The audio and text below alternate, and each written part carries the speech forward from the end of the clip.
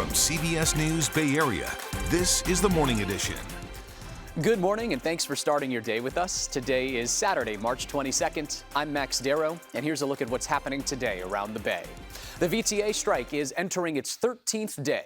1,500 transit workers are demanding better pay and third-party arbitration. Negotiations are set to continue this weekend. The agency's board of directors will talk tomorrow morning with union representatives in a special closed-door meeting. Now, this comes after union leaders encouraged members to vote no on the latest contract offer. Also in the South Bay, Congressman Ro Khanna is holding a town hall in Santa Clara this afternoon. He'll field questions starting at 2 o'clock at Don Calhoun School on James Lick Boulevard. Tomorrow, he'll be hosting town halls in 3 Republican districts in Southern California. He says he wants to call attention to the apparent efforts by Republicans to avoid questions from their own constituents. It's going to be a big night in Oakland tonight as a new era begins for an East Bay soccer club. The Oakland Roots will play their home opener at the Coliseum tonight. The stadium has been vacant since the A's played their final game there in September and then left the town for good. Thousands of soccer fans are expected to show up tonight, and rapper Too Short will be performing at halftime. So with lots of events happening all throughout the Bay Area this weekend, weather is definitely going to be a big question mark as we enter spring. First Alert meteorologist Zoe Mintz here to tell us all about that. Well, the first official full weekend of the spring season is here, and it's honestly going to feel a little bit more like summer across parts of the Bay Area by early next week. Yeah, it's kind of that flip of the switch, and it's going to be gorgeous out there. A little bit more cloud coverage today as there is a storm system that's passing well off to our north. So I just want to take a look at that big picture pattern and show you exactly what we look like right now from space, because you can see that moisture stream from the central Pacific making its way across the ocean. But look at how far north it goes. The angle of the jet stream is really influencing the weather across the west coast. It's impacting the Pacific Northwest and far northern California. But the southern part of California, and that includes here in the Bay Area, going to remain dry as high pressure is sitting to our south. And this area of high pressure is going to continue to build up to the north, and it's going to move directly overhead by early next week. So again, temperature is only going to continue to warm from here. This afternoon, it's going to be lovely, but seasonable. Don't expect the big heat up to arrive today. We'll be seeing our high temperatures still sitting in the mid to maybe upper 60s across our inland areas, low 60s to upper 50s closer to the coast. But look at tomorrow. Tomorrow is when the real warm up will begin. We'll be noticing, again, overnight lows sitting very seasonable. Tomorrow afternoon high temperatures, just to give you a sneak peek of Sunday, 70s returning to our inland areas, 60s closer to the coast. I'll break down the details on how long these above average conditions will stick around and when a cool down and some rain will return. That'll all be coming up in my full forecast. Back to you. Thank you, Zoe. Last night, hundreds of people came together in Oakland to remember a 15-year-old who was shot and killed earlier this month. The group was joined by the new wave of leadership in the town as they called for change and made commitments to try and make that happen. Andrea Nakano picks up the story. Lord, this afternoon we gather with broken and sad hearts for the loss of our beloved Durbing. A community in grief as roughly 300 people showed up at the location where 15-year-old Durbing Alvarado was shot and killed. It's just so heartbreaking that we lost a really, really great kid that loved his friends, that loved his community. Durbing was walking to soccer practice with his friends when the suspect tried to snatch their backpacks. Family and friends say the teen was always the protector, trying to shield his friends out of harm's way. I'm heartbroken for them because they're the ones that have to keep going without their best friend. And there's just nothing harder than having to keep going. A vigil turned into a march. Hundreds of people walked the streets of East Oakland for Durbing. His family took a moment and wept at the field their son was heading to that day. Oakland police announced the arrest of a 16-year-old in connection with the murder. This case comes as Oakland's future is in the hands of new leadership. After the recall of former DA Pamela Price and her soft stance on crime, Alameda County's newly appointed DA is taking a different approach. I come from the space of victims' voices, and if that means I'm tougher on crime, I'm happy to take that space.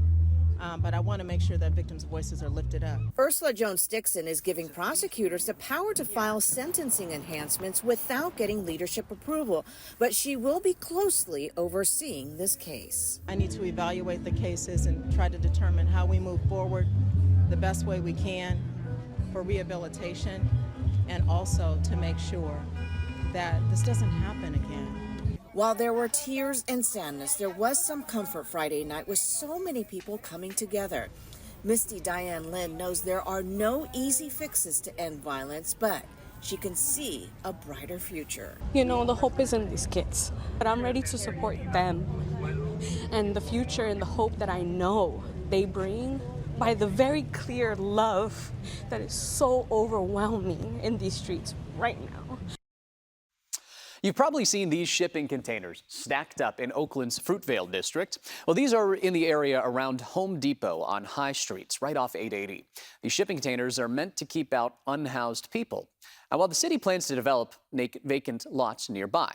So the area was taken over by encampments, RVs, and tents for about a decade. Home Depot resorted to drastic measures, blaring classical music to drive people away as one strategy. The problem stopped for about a year, but then got so bad that Home Depot threatened to leave Oakland. Some small businesses did leave. Now it's cleared up. The encampments are gone. Martha Lin has been covering the area for 10 years. He shows us how the transformation is bringing life and hundreds of jobs back to the area.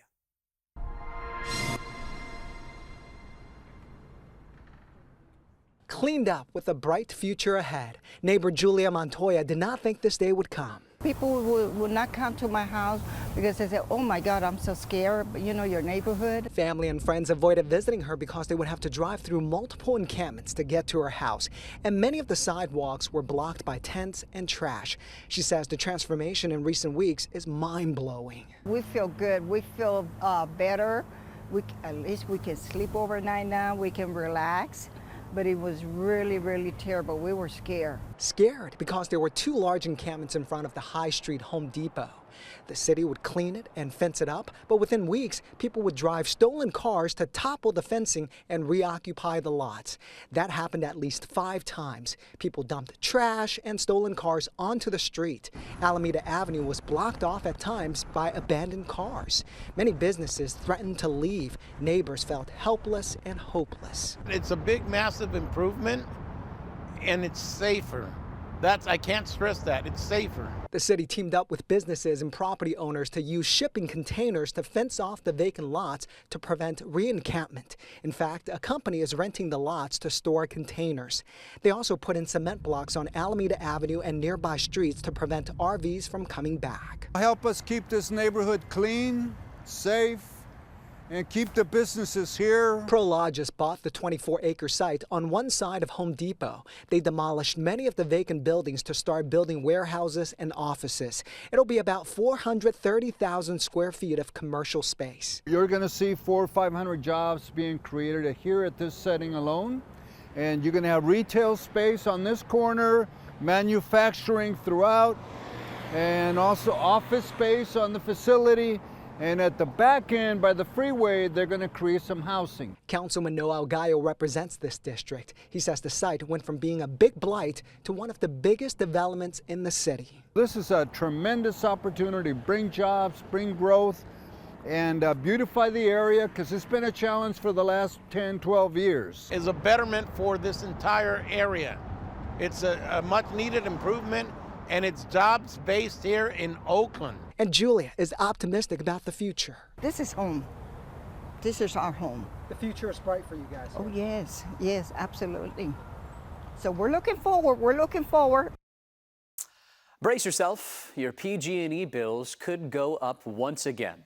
If approved this time, the money would be going to shareholders.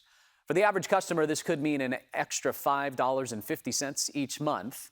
PG&E is asking the state for the increase to reward investors who are helping the utility expand and make safety improvements. But opponents say it has just been one increase after another. Listen. Every rate increase, especially from PG&E, is devastating to customers. You know, you have literally millions of customers that can't afford to pay their bill. It's frustrating that they're asking for rate hikes when they also seem to have a lot of money. So if approved, the increase would take effect next year. Now, over the past 3 years, PG&E customers have seen their bills jump by 56% here. The latest hike took effect this month, raising rates by about $3 on average. It is worth noting PG&E has reported record high profits each of the past 2 years. But customers will see some relief next month, at least. That's thanks to California's climate credit program. Electric-only customers will receive a credit of just over $58. For gas customers, it's about $67. And if you pay for both, you will get $125. 6:11 on this Saturday morning. Coming up, one of the world's most active volcanoes provides a spectacle, creating fountains of lava hundreds of feet high on Hawaii's Big Island. Zoe. Well, it is definitely not feeling that hot out here. It is a chilly start to our day, but a couple of degrees warmer than yesterday, thanks to cloud coverage. Yes, clouds will stick around, but no rain to go along with it. And in fact, it's only going to get warmer from here. I'll let you know just how warm it's going to get, where and when, coming up in just a bit. Johnny Mosley here. The Toyota is loaded up and it's ready to carve some new lines. Are you? Well, that's great. Let's take a look at what Mother Nature cooked up for us. The Toyota Tahoe Report is queued up. Let's take a look. We may have one of the first quintessential spring skiing weekends on our hands coming up for the next 4 days.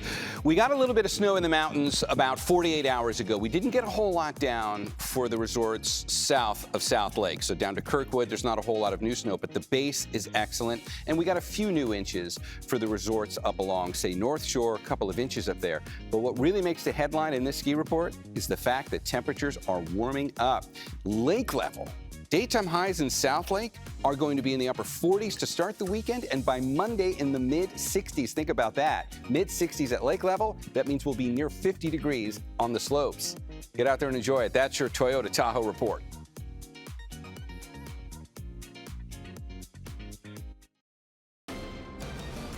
Welcome back.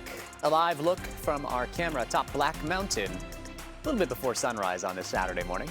Time now, 6:15. Mount Kilauea, Hawaii's most active volcano, has just erupted for the 14th time since December. Obviously, behind me, you can see the spectacle that it produced. Lava fountains soaring up to 700 feet.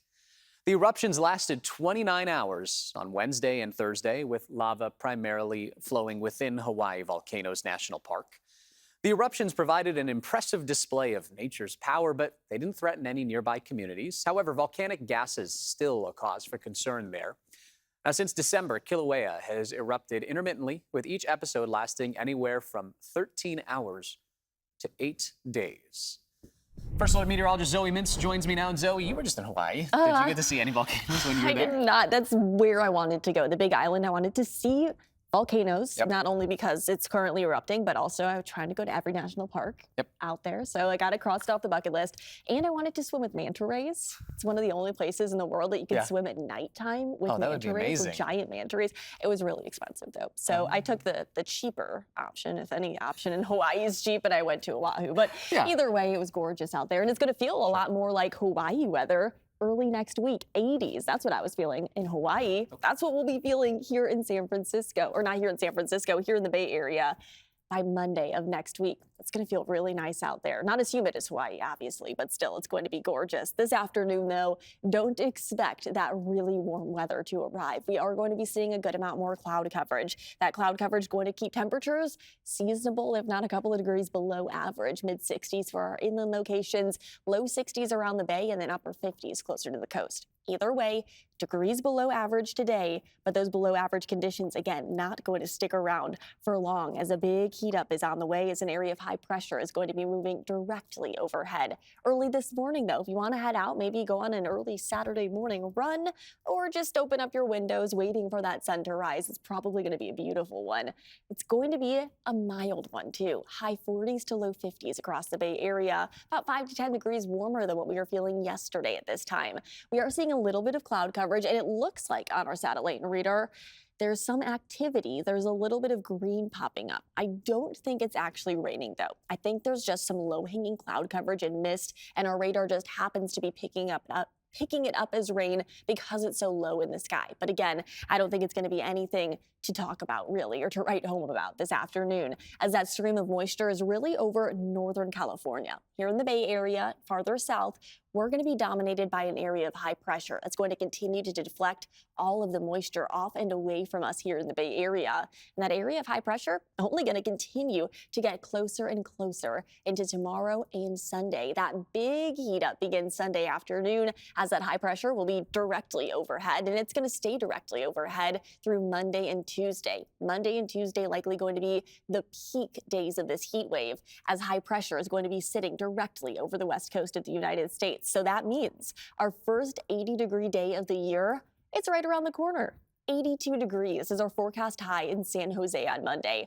The average first 80-degree day is March 29th, so a couple of days ahead of schedule, but really, again, nothing too abnormal for this time of year. We're used to seeing that warmer weather by the time that we step out through later March and into early April, and that's exactly what we'll see because of the dry conditions sticking around. Don't expect it to last forever, though. You'll notice there is the chance for rain returning by late Wednesday and potentially into early Thursday. That will be our next chance for maybe a little bit of scattered activity, but the bigger impact is it's going to bring our temperatures cooling down by the time that we step out mid to late next week. So this heat up, it is going to be a short-lived one. 80s Monday and Tuesday, like I said, but then quickly dropping back down into the 60s by Wednesday and then low 60s into Thursday. So if you like the warm weather, please get out and enjoy yourself Sunday, Monday, and Tuesday before cooler conditions and a little bit more moisture move in by the later parts of the upcoming week. Back to you. 80 degrees in the forecast. Zoe Mintz, thank you for that. Coming up after the break,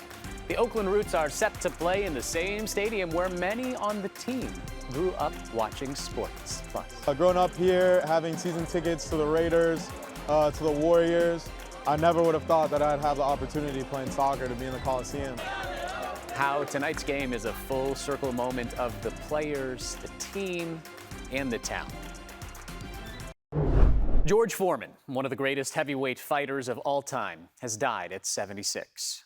Foreman won Olympic gold in 1968 and defeated Joe Frazier for the heavyweight title in 1973. He lost to Muhammad Ali in the legendary Rumble in the Jungle, but later made a remarkable comeback, reclaiming the title at 45. He also built a successful business selling more than 100 million George Foreman grills. He died last night in Houston. The cause of death has not been announced. George Foreman is survived by his wife and 12 children. We are entering a new era of pro sports here in the Bay Area and at the Oakland Coliseum. The stadium has been empty since the A's left town last year, but tonight a soccer team will play there for its home opener for the first time. The Oakland Roots are moving in. Our Amanda Harry talked to a player who's excited to be a part of this new era of sports in the same town he grew up in.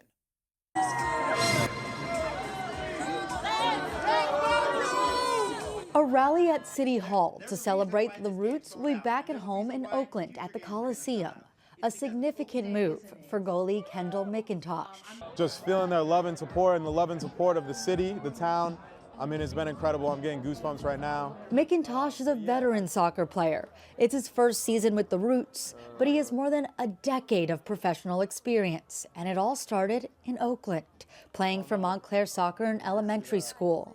When I was coming to the team, I had to unearth a bunch of those pictures, and it's unique going through all those old boxes with my parents, finding the old memories. As a kid growing up in the town, he was a fan of all things Oakland sports. At the time, the Raiders, Warriors, and A's all called the Coliseum grounds home. Growing up here, having season tickets to the Raiders, to the Warriors, I never would have thought that I'd have the opportunity playing soccer to be in the Coliseum.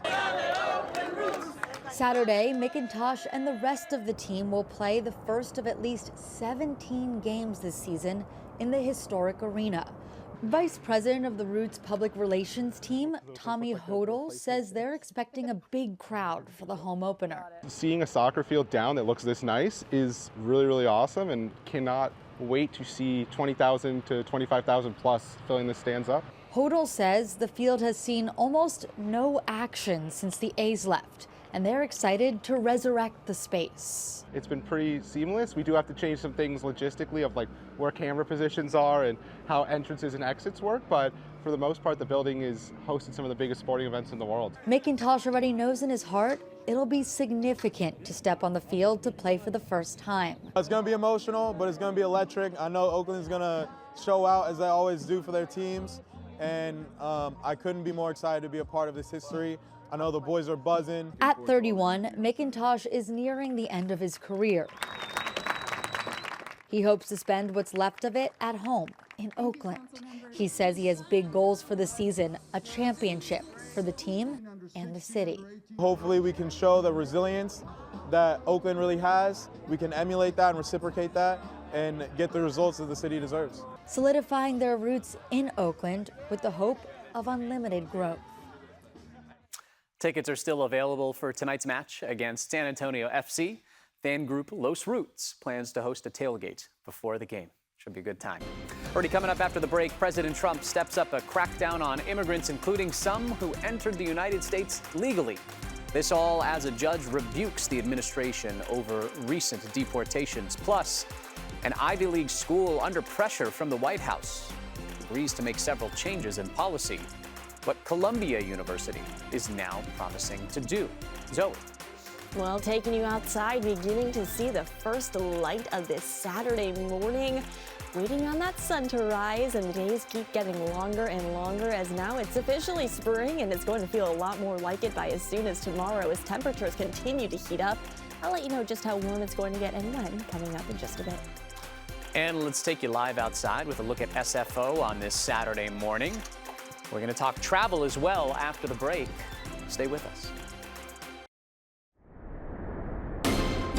From CBS News Bay Area, this is the Morning Edition. Welcome back. It is 6:34 on this Saturday morning. Thanks for joining us. I'm Max Darrow. First Alert meteorologist Zoe Mintz is here. And Zoe, something that jumped out to me during one of your earlier weather hits was that we're going to have 80s. Yes, in the forecast. First 80s of the year. That happens so fast. I know. 60s all week long. 60s even today. As soon as tomorrow, we'll be in the 70s, and then by Monday and Tuesday, 80s. So if you maybe are wondering, what days do I take off? I have some vacation days I've been wanting to use. Use them on Monday and Tuesday. Maybe head out to the beach. It's going to be beautiful beach weather. Yes, finally getting to be the time of year where the outdoors are the place you want to be. Right now, though, we're also feeling temperatures a couple of degrees warmer than yesterday by about 5 to nearly 10 degrees across most of the Bay Area. It's not warm. You still need to grab a jacket. We're still sitting in the upper 40s to low 50s, but definitely a mild start to our morning. And the reason is because of cloud coverage. Thick cloud coverage is sticking around right now, and we'll continue to see it sticking around throughout the earlier afternoon hours. But later this evening, we will begin to see things clearing out just a little bit, and then we'll be seeing our temperatures continuing to warm into tomorrow. So any outdoor activities today, yes, you do still need to grab a jacket, but again, if maybe you want to head out to the San Francisco Tulip Festival, it's National Flower Bowl Day. There's going to be 80,000 tulips that you can pick for free. But again, upper 50s, you still want to grab that warmer jacket. But sunglasses, you'll be seeing a lot more sunshine by later in the day. I'll let you know just exactly when and where those 80s will return to the forecast. That'll be coming up in my full forecast. Back to you. Looks like a great day to go to Union Square. Thank you, Zoe.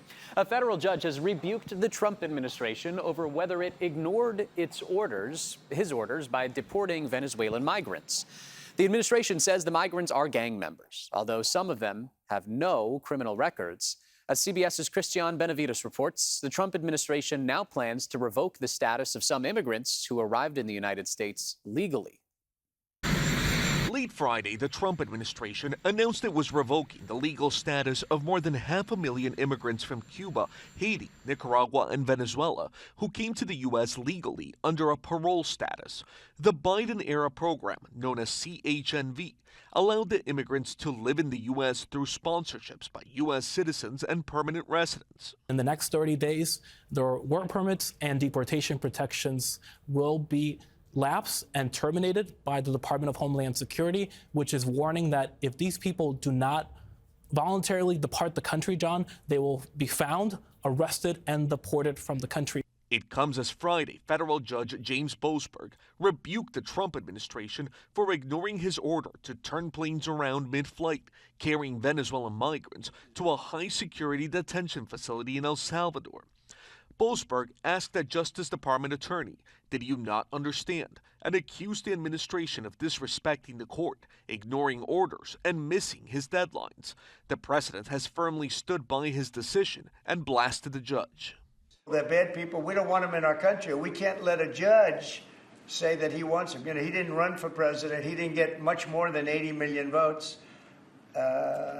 And we just can't let that happen. The administration claims all the men who were deported are gang members, despite some having no criminal history and given no due process. The deportees are being held in one of the most notorious prisons in the world. President Trump is revoking security clearances for more than a dozen of his political opponents. That includes Kamala Harris, Hillary Clinton, and Joe Biden. His memo also targeted figures from his impeachment, the January 6th investigation, and law enforcement officials who prosecuted him. Trump framed the move as payback, citing Biden's decision to block his intelligence access after he left office. This follows similar actions against former Biden administration officials like Anthony Blinken and Jane Sullivan. Trump says additional revocations may follow. Columbia University has agreed to overhaul its protest rules, tighten security, and place its Middle Eastern Studies Department under new oversight as it tries to reverse a government funding cut of $400 million. The Trump administration accused Columbia of failing to prevent anti-Semitic harassment. Officials made compliance a condition for restoring the grants. Now, Columbia will ban face masks during protests, hire new security with arrest powers, and redefine anti-Semitism to include certain types of criticism of Israel. Critics say the school's move threatens academic freedom, while supporters argue the reforms were overdue. Trump says he may pressure other universities on similar issues. Let's head over to London now. Heathrow Airport has resumed flights. This happened late Friday night after a fire at a nearby electrical substation that knocked out power and shut down the airport for more than 16 hours. The outage caused global disruptions in air travel, with more than 1,000 flights grounded.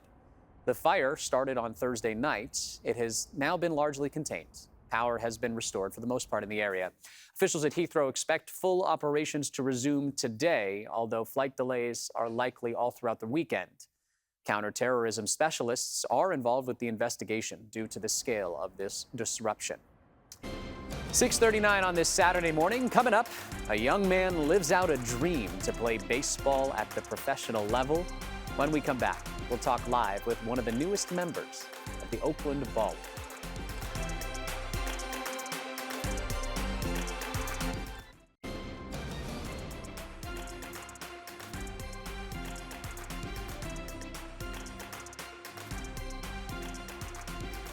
Welcome back. The Oakland Ballers baseball team held open tryouts earlier this month at Raimondi Park. And among the aspiring pro athletes, one player made the cut. Joining us now is James Coyler, the newest pitcher on the team. James, great to see you this morning. Thanks for being with us. How you doing? Thank you for having me. Congrats on making the team, by the way. I feel like we are having a Bay Area Vince Papale story right here. Thank you. I appreciate it. So how does it feel, going through that open tryout process and actually getting the lone spot on the team? What was that moment like for you? Yeah, it's a good feeling for sure. Just a lot goes into the training and the preparation. So just going out there and getting an opportunity is, all I was asking for. So what are you looking forward to most about suiting up in that Oakland Baller uniform, playing here? I take it this is home for you, correct? Oh, home for sure. Yeah, I got a lot of people hitting my phone right now, excited to come out to games and come watch. So I think that's the most exciting part, coming and playing in front of my family and, all my friends like that too. So over the course of the last year, the Ballers have come to Oakland. They've started this team. They have started almost like their own little flavor of Oakland there. Being a part of this new budding, growing organization, what are you looking forward to most about it? Yeah, one of the most appealing things about the Ballers is what they represent for the culture. They kind of embody what Oakland is. So I'm looking forward, being a part of that, helping that grow too. So James, if there's one thing you'd want fans out there to know about what you're going to bring to the team? What would you tell them? I'm a competitor, man. I'm gonna go out there and compete every time. I think I have a presence about that on me on the mound. So hoping people come out and check it out. So you played ball at Cal State East Bay, correct? Yes, sir. Okay. What has the past couple of years been like from going and playing at Cal State East Bay to getting to this point where you earned a spot on the Ballers? Yeah, it wasn't linear. I took a year off after my college year. I moved out to. I'm currently in Arizona. I've been training out here at Push Performance, next year at PT. So, huge shout out to those guys that they got me right to be ready for an opportunity like this. So I feel like it's for any kid that plays sports, especially playing sports at home. You grow up and you want to be a professional ball player, whatever sport it's going to be. Most people never get that chance. Most people never get that call or that opportunity to say, hey, you made the team. What was that moment? Or take me to that moment when either did they call you, did they tell you right after the tryout? Just walk me through that exact moment because I feel like it's something incredibly special. Yeah. It was a phone call with Don, the general manager, and it was like a lot of hard work has gone into this. So it was a sigh of relief, but we got spring training coming up, so we're just trying to prepare the best for that. But it was a cool call, being able to call my mom, let the whole family know. It was a cool experience for sure. What mom and family say when they got that call from you? My mom cried, of course, but everybody else really happy for me, excited to come watch me play. All righty, James Coyler, new pitcher for the Oakland Ballers. We're looking forward to seeing you on the mound this year. Congratulations to you. It's going to be a great season for you. Awesome. Thank you. All righty. Thanks, James. Appreciate it.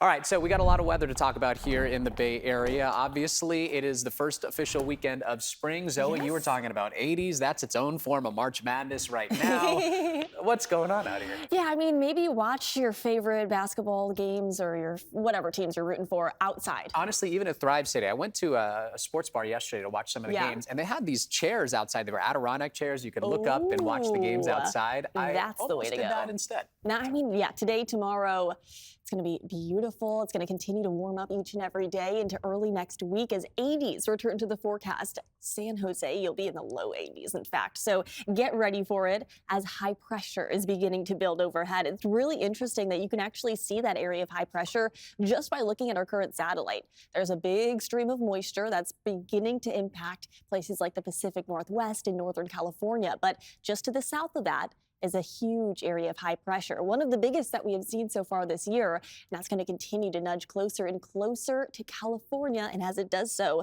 it's going to deflect all of that moisture off and away from the Bay Area and allow our temperatures to continue to warm up into early next week. Again, it's going to be lovely out there. If you've been wondering what days to take off because you have vacation days, I highly suggest you do so on Monday and Tuesday. Those are going to be the warmest days of this upcoming heat wave, if you would call it that, because I would consider 80s heat, definitely. 60s today, though, so do not expect it to be crazy warm this afternoon.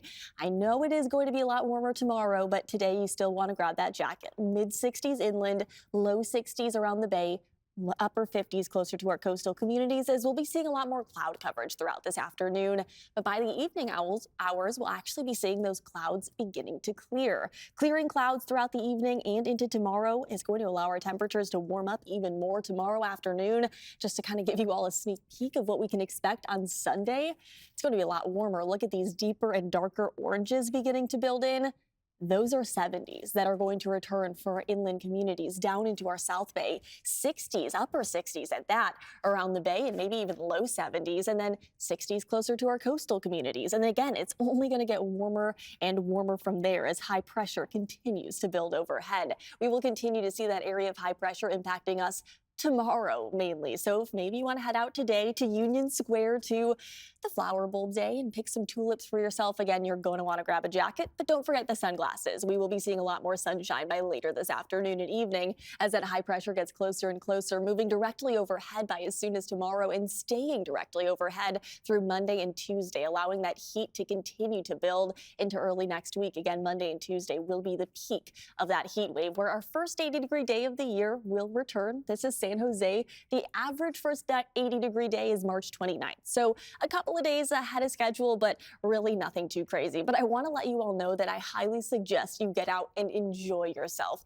this weekend and early next week while you can, because a big cool down will arrive by Wednesday, and then by Thursday, Friday, and into next weekend, a week from now, we'll be seeing a lot cooler temperatures, right back to below average by the time that we step out next weekend. So it is not going to stay this warm forever. And if you have any outdoor activities that you've been wanting to do, that you've been waiting for the warm weather, this is the weekend and early week to do so. Because again, we are going to be seeing cooler weather and the potential for a little bit of rain arriving by mid to late next week. Overall, though, a beautiful first few days of the official spring season. Max, back to you. All righty. Thank you, Zoe. Coming up after the break, serving hope and second chances. We'll explore a program that's training folks for careers in the food industry.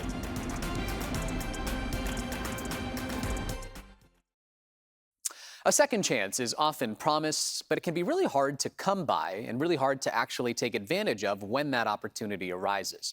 There's a catering company in San Francisco that's offering just that opportunity, however, for patients and people who have been treated for mental illness. Kelsey Thorud introduces us to a graduate from the Slice of Life program. 2, 3. Thank you, guys.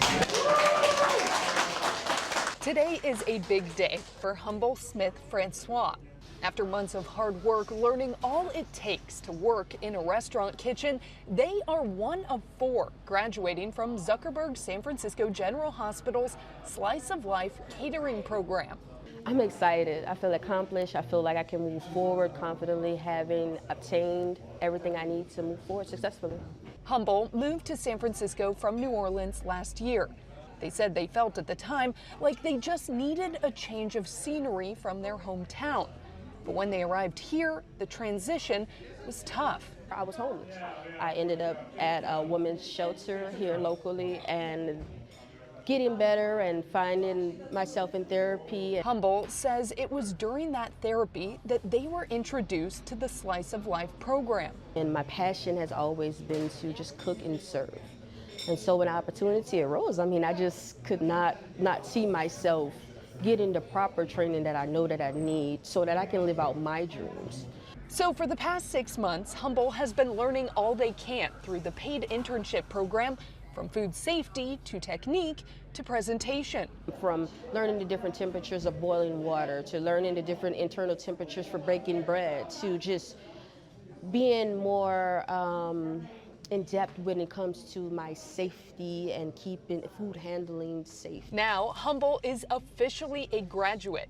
Their last meal for the program cooked at today's graduation ceremony, a creamy seafood pasta. It's perfectly sauced through every noodle.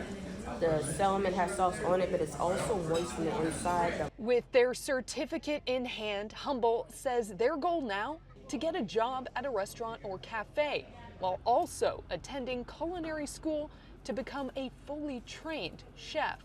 And I'm going to take all the experience to just be the greatest chef that I can be. Humble says with all they've learned in this program, they feel confident that that dream will come true. Possible, all I have to do is stay focused.